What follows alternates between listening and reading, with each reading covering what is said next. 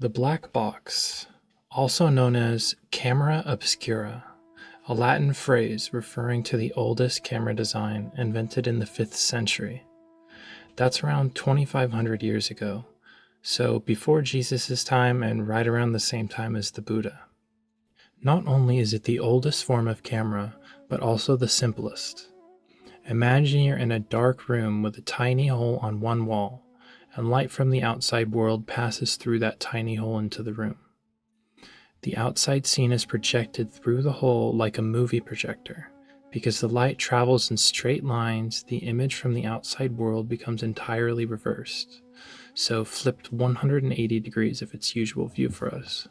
This camera doesn't require a lens, but it can help sharpen the image. The reason it works is because the rays of light from the outside world travel through the hole and all collectively form the view from the outside world. The same mechanism as how our eyes see with light on the image are to help visualize where the light rays are going and why they're reversing. The farthest part of the scene to the left travels through the hole and goes to the right.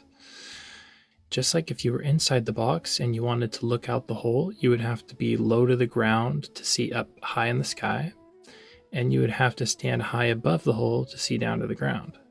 The same way you stand tall to see the ground is the same reason why the light from the ground shines up to the top of the box.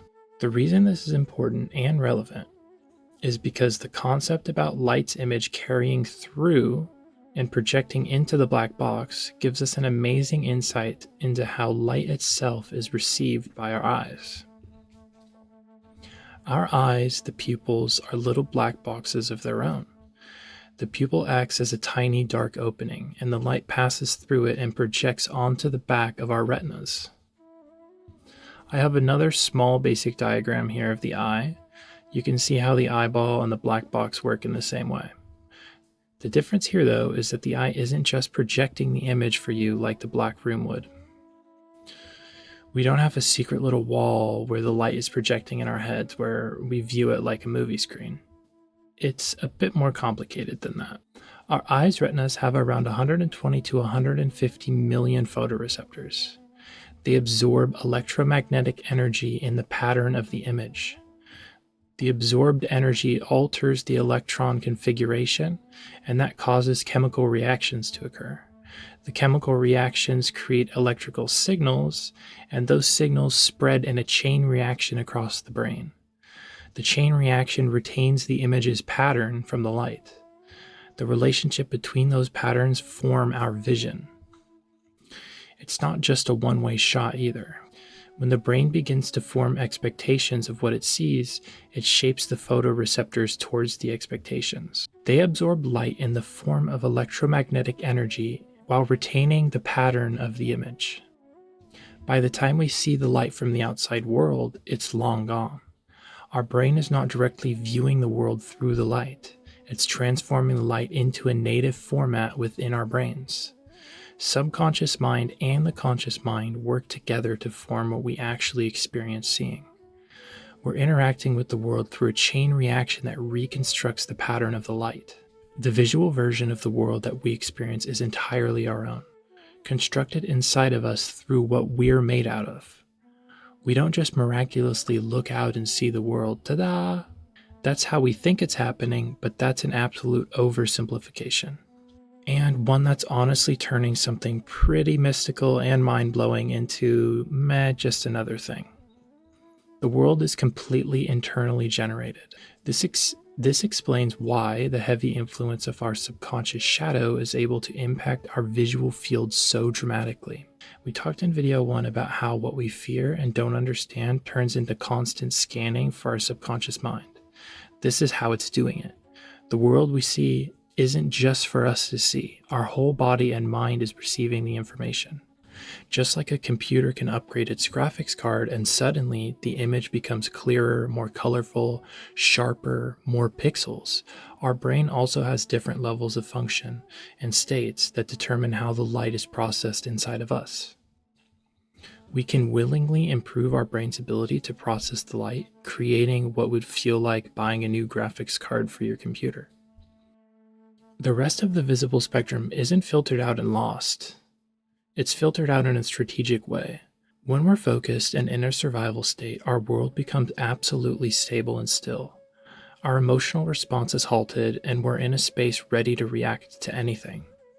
This state would be for if you heard something in the bushes while you were in the forest, you'd instantly go into survival reaction mode. Well, most of us don't live in the forest anymore, but we still have inner dialogue contributing to a survival state of experience.